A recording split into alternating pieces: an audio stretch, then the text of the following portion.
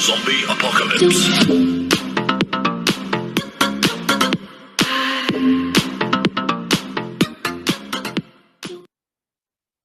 Hello everyone, welcome back to Eco Talks with Sneha Manarikar. In today's session, we'll discuss some more questions from agriculture finance. So this is the third part of our agriculture finance. Let us start our session with first question. Assets are A, always equals to liabilities, B, what the farmer business owes to creditors, C, items that have value, D, the same as owner's equity. Answer is C, items that have value are called as assets.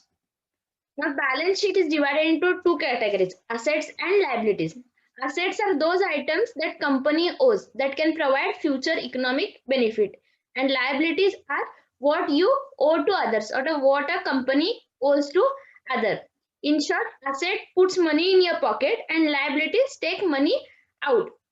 As example for assets are cash, investments, inventories, office equipment, machineries and vehicles, real estate, etc. Whereas for liabilities, bank debt, mortgage debt, money owed to suppliers, there is accounts payable, wage owed, tax owed. Whatever loan amount you take, that will be the liabilities. And asset is what is your own purchased a physical asset or cash. That is the asset in like a machinery vehicles. So these are the two parts of balance sheet. Assets minus liabilities will give you the net worth. So always assets should be more than the liabilities. So it is said that your business is going on well if this condition satisfied. And if liabilities are more than asset, that means more than your whatever property or whatever wealth you have taken the loan. That is the not the good sign of business, or it is the ill health of the your business. Next question is, the first spell of nationalization of commercial banks took place on A. 19 July 1969, B. 19 July 1980, C. 15th April 1969, D. 15th April 1980. So, the first spell, that is first phase of nationalization of commercial banks, took place on 19 July 1969. Next question is, second spell of nationalization of commercial banks took place on 19 July 1969, B. 19 July 1980, 15th April 1969, D. 15th April 1980. Answer is 15th April 1980. Second spell or second phase of nationalization was on 15th April 1980. First was on 19 July 1969. Second was on 15th April 1980. And during the first spell of nationalization of commercial banks, 14 banks were nationalized, which were having deposits A, more than 200 crores, B, more than 100 crores, C, more than 50 crores, D, less than 25 crores. Now, which bank, the 14 banks were nationalized, but what was the common characteristics between these 14 banks? That was their deposit were more than 50 crores. And during second spell of nationalization of commercial banks, 6 banks were nationalized having deposit A, more than 200 crores, B, less than 100 crores, C, less than 50 crores, D, more than 500 crores.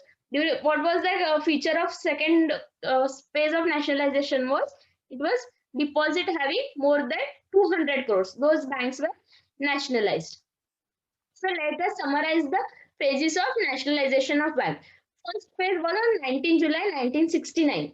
It was done for in 14 banks were nationalized in this phase, and deposit base was more than 50 crores.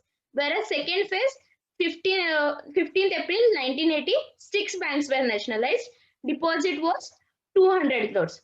Till now, 20 banks were nationalized, but at present there are only 19 nationalized banks because New Bank of India merged with the Punjab National Bank on 4th September 1993. So this one bank became less. If the question is asked how many total nationalized banks were nationalized, it was 20. But at present, there are 19 nationalized banks in India. Next question is, debt is A, items that have no market value, B, the obligations to pay, C, owner's equity, D, accounts receivable. Answer is, it is the obligation to pay. Debt is nothing but the loan taken. but one which has to be paid by the business. The debt is the amount of money borrowed from one party, borrowed by one party from another. Now, debit is used to by many corporations as well as individuals as method of making large purchases that they could not afford under the normal circumstances. Now, in agriculture, loan is taken so that for the cultivation practices to purchase inputs, so which they farmers they don't have so much invest capital with them, so they take the loan from the banks. That is called as debt. A debt arrangement gives the borrowing party permission to borrow money under condition that it is to be paid back at the later date, usually with the interest rate. So whenever we have to will pay back these loans, we have to pay some interest. Next question is, which of the following cooperative credit institutions functioning at apex level in India for dispersing long-term loans? LTVs, long-term loans. A. PLDB, that is Primary Land Development Bank. B. APCOT, that is Andhra Pradesh Cooperative Bank. C. PAX, that is Primary Agriculture Credit Society. D. CLDB, Central Land Development Bank. And apex for long-term loan is CLDB, Central Land Development Banks. Central Land Development Banks is an apex bank in two-tier cooperative structure. We have seen in the previous videos for long-term loans there is two-tier cooperative structure. One is Central Land Development Bank will be that state level apex, and below it will be the Primary Land Development Bank that will operate at the taluka level. The branches of CLDB is PLDB, that is Primary Land Development Banks, and individual entrepreneurs are the members of Central Land Development Bank. Then NABARD, LIC subscribe for its debenture. These two banks, that is NABARD and LIC, will give the debentures to the Central Land Development Bank, and also NABARD is the refinancing agency. Now, Central Land Development Bank is a link between NABARD and government in long-term transactions. So it connects whatever the money is coming from government and NABARD, it will give to the Primary Land Development Bank. So it serves as the link between the refinancing agency and the grassroots level agency. Next question is, which of the following cooperative credit institution functioning at grassroots level in India for dispersing long-term loan? So at grassroots level, which will be the society? A. PLDB, B. APCOT, C. PACS, D. CLDB. Answer is PLDB. At grassroots level, we will have Primary Land Development Banks, and at apex level, we have CLDB, that is Central Land Development Bank. What are the functions of this Primary Land Development Bank? First is to provide long-term credit to the needy farmers for land development and increase the agriculture production and productivity of land. They provide loans or for minor irrigation, purchase of land, and redemption of old debts. That is to pay back the old debts also these banks provides the loan. Then they finance farmer in purchase of tractors, machinery, equipments. To purchase these all machineries, they need the long-term loans. Farmers won't be able to purchase this by short-term loans. So these are the financed by PLDBs. They provide finance to farmers for construction of farm buildings. Also, they mobilize the rural saving. That is, they encourage the farmers to save also. Not only they give the loans, but they encourage them for savings also. Next question. Which of the following cooperative credit institution functioning at grassroots level in Andhra Pradesh for disbursing short-term and medium-term loans? A. Markfed, B. APCOT, C. SCB, D. PACS. Now, not only for Andhra Pradesh, it applies to the whole nation. Here, just as an example, state is given. So, answer here will be PACS. In case of short-term and medium-term loans, we have seen the three-tier structure, and the grassroots level of cooperative society is the PACS, that is Primary Agriculture Cooperative Society. Now, this PACS has came into function through Cooperative Society Act 1904.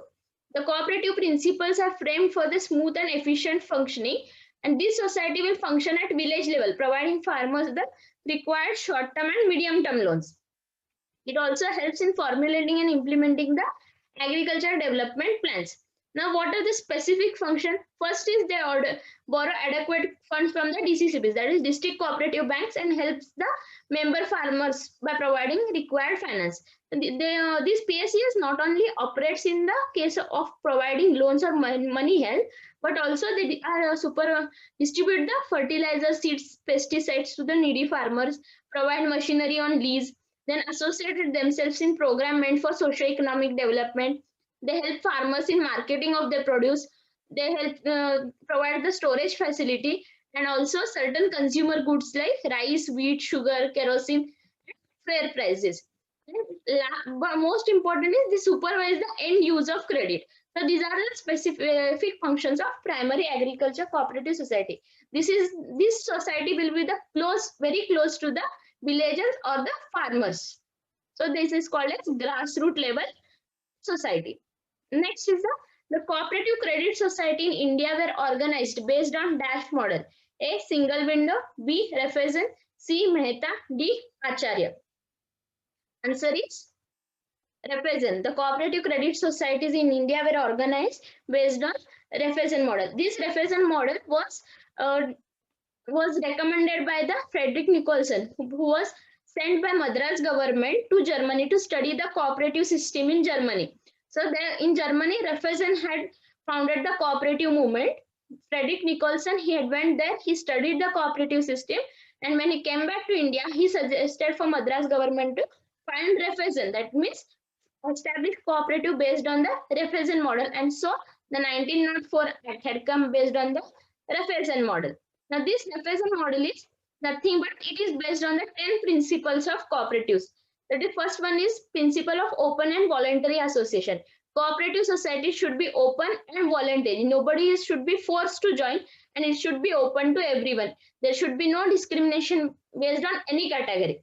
Then second is democratic organization. That is one person, one vote. That is the democratic. Then service. This is for service, not any profit motive. Commercial banks or private banks, they are for some profit motive, but cooperatives are only for service. Then self-help and mutual help. Help ourselves and help others. This is the fourth principle. Fifth is distribution of profits and surplus. If there is any profit, this should be equally divided into every member of the society. That is the fifth principle. Then political and religious neutrality. No cooperative should take part in the political or religious any discussion. Like they should not be part of politics and religion. They should be neutral. They are same for everyone. Then principle of education. That is cooperative should encourage for education in cooperation. So there should be more research in cooperatives. Then principle of thrift. There should be no any cheating and all. And principle of publicity. Cooperative should be public means they should spread the message of cooperation, that is self-help and mutual help. And honorary services, you should provide the service. That these are the 10 principles of cooperation on which Refezen model has been founded. Next question is, which of the following cooperative society directly provides credit to the farmer borrowers? A. SCB, B. APCOBAR, C. PSES, D. All of the above. Answer is PSES. As I told earlier, PSES is the grassroots level. That is, it directly gives the loan to the money. This is like somewhat ultimate. It is like a retailer who directly comes in contact with the consumer. So the direct contact between the cooperatives is through PSES. PSES and farmers are in direct contact. So cooperative society directly provide credit to the farmers and PSES. Next is, which of the following cooperative societies supervises the end use of credit? A. SCB, B. APCOBAR, C. PSES, D. All of the above. Answer is PSES. We have seen previous the function. One of the specific function of PSES was to supervise the end use of credit. That is, whatever amount PSES is getting from DCCB, NABARD, and government, it will sanction to the farmers, and it will supervise how the farmer borrowers are using it, whether it is the loan is used for the right purpose. This all is done by the PSES.